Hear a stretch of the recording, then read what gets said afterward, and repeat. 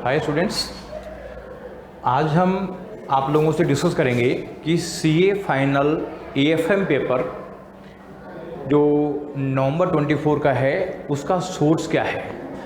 वैसे तो ये पेपर काफ़ी टफ माना जाता है, तो टफ माना जाता है तो उसका मतलब है कि ऐसा लगता हो कि बाहर से आया होगा, लेकिन ऐसा बिल्कुल नहीं है। कंप्लीट पेपर आईसीएआई के स्टडी मटेरियल में से हैं, उन्हीं के क्वेश्चंस को मोल्ड करके किया हुआ है और ये जो चेंजेस करे हैं ये आपको कहीं पे भी नहीं मिलेंगे। यानी आईसीएआई प्रेजेंट में जो क्वेश्चन देता है वो एग्जिस्टिंग क्वेश्चन पिक करता है, उसमें चेंज करके देता है सारे क्वेश्चन, ये तो कुछ में चेंज करके देता है। फिगर तो नॉर्मली चेंज करते ही हैं। बाकी इस बार के पेपर में उन्होंने आईसीएआई के क्वेश्चन को पिक किया और उसको रिवर्स तरीके से दे दी, यानी फिगर मिसिंग डाल दिया, आंसर दे दिया, तो यानी फिगर कैलकुलेट करना है। ऐसे बहुत सारे क्वेश्चंस में किया। हालांकि इस पेपर का मैंने देखा है कि जैसे एमसीक्यू है 30 मार्क्स के, वो नॉर्मल है, वो आईसीएआई के स्टडी मटेरियल में से है, उसको आराम से बच्चा कर सकता है। साथ में जो रिमेनिंग ये सब्जेक्टिव पेपर है इसमें से भी अराउंड 45 मार्क्स तक का जो पेपर है वो बच्चा इजीली कर सकता है, उसमें कोई ज़्यादा उन्होंने प्रॉब्लम क्रिएट नहीं करी है। हाँ, अगर कंसेप्ट क्लियर है जब तो वो कर पाओगे, अदरवाइज तो फिर दिक्कत है। तो ये मतलब पेपर जो है बेसिकली उसमें 45 प्लस 30 यानी 75 मार्क्स तक का पेपर तो बच्चा इजीली कर सकता है। 75 मार्क्स तो इजीली लाए जा सकते हैं उनमें जहाँ प्रॉब्लम नहीं है। बाकी क्वेश्चन में थोड़ी सी प्रॉब्लम है। तो देखो, मैं एक एक प्रूफ के साथ बताऊंगा, आप इसको मैच करना कि ये आईसीएआई के स्टडी मटेरियल में से ही है ना।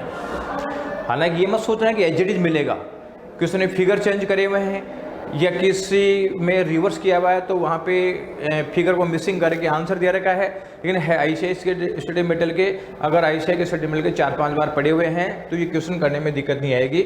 ये एमसीक्यू का जो पहला केस सिनेरियो है, ये आपका जो आईसीएआई का स्टडी मटेरियल है उसमें क्वेश्चन नंबर 26 और 27 जो पेज नंबर 5.39 पे है, यानी चैप्टर 5 में से, उन दोनों क्वेश्चनों के बेसिस पे ये क्वेश्चन बना हुआ है और उन दोनों क्वेश्चनों को ढंग से बच्चे ने कर रखा तो आराम से हो जाएगा। उन्हीं क्वेश्चंस को मिक्स करके दिया हुआ है। ये पूरे इसमें जो है 4 क्वेश्चन है।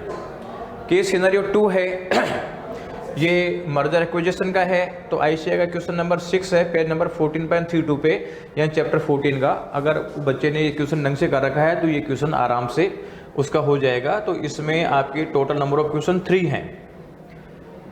थर्ड केस स्टडी है। थर्ड केस स्टडी में जो आईसीएआई का एसएम का क्वेश्चन नंबर 3 है, पेज नंबर 5.32 पे, चैप्टर 5 में। तो उस कंसेप्ट का क्वेश्चन है, फिगर चेंज है हालांकि, लेकिन ये अगर बच्चे ने कर रखा वो क्वेश्चन तो ये इसके पांचों के पांचों पार्ट इजीली हो जाएंगे, कहीं कोई दिक्कत नहीं है। सेम कंसेप्ट है, फिगर चेंज है। जो 4 केस सिनेरियो है ये आपका डेरिवेटिव का है, चैप्टर 9 का है, क्वेश्चन नंबर 15, पेज नंबर 9.63। अगर ये क्वेश्चन कर रखा है तो यानी ये क्वेश्चन सारे के सारे होने की पोजीशन में आपके आ जाएंगे। हालांकि उन्होंने पूछने का तरीका थोड़ा चेंज कर दिया, लेकिन क्योंकि कंसेप्ट अगर इन क्वेश्चन की करी हुई है तो ये क्वेश्चन भी ऑटोमेटिकली हो जाएंगे। ये भी रिवर्स करके पहुंचा हुआ क्वेश्चन है।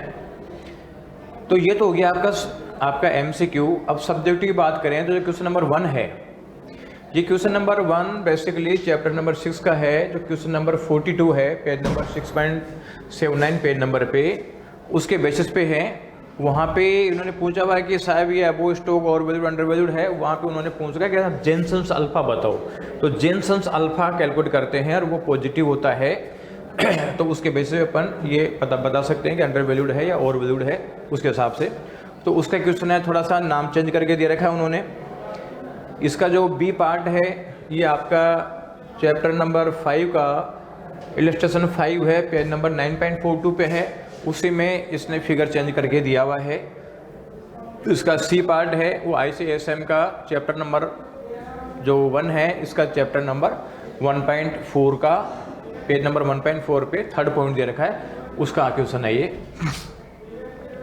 सेकेंड क्वेश्चन का जो ए पार्ट है वो आईसीएसएम का चैप्टर नंबर 8 का क्वेश्चन नंबर 14 है, पेज नंबर 8.26 पेज नंबर पे, यानी उसी को थोड़ा छोटा करके दे रखा है उल्टा, तो ये ज़्यादा ईजी है उससे। इसका जो बी पार्ट है वो आईसीएसएम का इलस्ट्रेशन 1 है, चैप्टर नंबर 3 का पेज नंबर 3.3 पे, ये भी सिंपल है। ये क्वेश्चन नंबर 3A है, ये आईसीएसएम का जो चैप्टर नंबर 12 है, इसका क्वेश्चन नंबर 1 है पेज नंबर 12.15 पे। हालांकि थोड़े से चेंजेस कर रखा है, लेकिन अगर उसने पढ़ रखा है तो चेंजेस की कोई उसमें दिक्कत नहीं आएगी। इसमें बेसिकली पूछा हुआ है कि आपका ये फिगर देके कि क्या कैलकुलेट ड्यू टू एफ बताना है, तो ये इजीली मतलब सिंपल क्वेश्चन है। चैप्टर नंबर्स ये जो इसका जो बी पार्ट है, इसका बी पार्ट है वो चैप्टर नंबर 10 का इलस्ट्रेशन 2 है, पेज नंबर 10.7 पे। ये बिल्कुल सिंपल है, तो सेम है, फिगर चेंज है बस केवल। इसका जो ये अगला पार्ट है, ये जो चैप्टर नंबर 9 है, इसका क्वेश्चन नंबर 11 पे, पेज नंबर 9.61 पे है। बस सेम क्वेश्चन है, फिगर थोड़े हालांकि चेंज है। इसको मिसिंग कर दिया, बाकी सब चीज़ वो की वो है। तो अगर आपने उस क्वेश्चन को ढंग से कर रखा है तो क्वेश्चन भी हो जाएगा। इसका जो बी पार्ट है वो चैप्टर 13 का क्वेश्चन नंबर 10 है, पेज नंबर 13.48 पे। और इसका जो सी पार्ट है, इसके दो पार्ट है सी में। पहला पार्ट है चैप्टर नंबर 14 का, पेज नंबर 14.16 पे, पैरा 7 to 5। और इसका दूसरा पार्ट है वो चैप्टर 12 का क्वेश्चन नंबर 5 है, पेज नंबर 12.16 पे। और ये अपना जो लास्ट क्वेश्चन है, ये इसमें ए पार्ट है वो चैप्टर 11 का क्वेश्चन नंबर 1 है, पेज नंबर 13.11.31 पे। और इसका बी पार्ट है वो चैप्टर 5 का क्वेश्चन नंबर 18 है, पेज नंबर 5.37 पेज पे। और इसका जो सी पार्ट है क्वेश्चन नंबर 5 का वो ICSM का क्वेश्चन नंबर 10, पेज नंबर 9.61 पे है। और छठे का ए पार्ट है वो चैप्टर नंबर 8 पे, क्वेश्चन नंबर 22 है, 8.29 पे। और इसका जो बी पार्ट है वो है चैप्टर 10 का क्वेश्चन नंबर 50 है, पेज नंबर 10.66 पेज पे है। तो कुल मिला के सारा का सारा पेपर वहीं से है, बस उसने थोड़ा सा एडवांस तरीके से पूछ लिया, इसलिए थोड़ा बच्चों को दिक्कत आई। लेकिन अगर इन्होंने लिमिटेड क्वेश्चन करके और नंबर ऑफ टाइम्स रिवीजन किया होता तो कंसेप्ट क्लियर हो जाती है, फिर किसी भी तरीके से घुमा दो तो आगे पीछे दिक्कत नहीं आती। अगर बच्चा क्या है बहुत ज़्यादा क्वेश्चन करता है आजकल क्वेश्चन बैंक के चक्कर में और ये RTP MTF सेशन के चक्कर में पड़ जाता है, उसके वजह से वो 4 गुना क्वेश्चन करता है, तो उसको दिमाग लगाने का सोचने का तो टाइम मिलता ही नहीं है। इस चक्कर में उसके कंसेप्ट क्लियर नहीं होती और इस तरीके के पेपर आते हैं तो वो उनको प्रॉब्लम होती है। तो आप ICAI के SM की तरफ बढ़ो, आप 100% पास होकर निकलोगे। Thank you.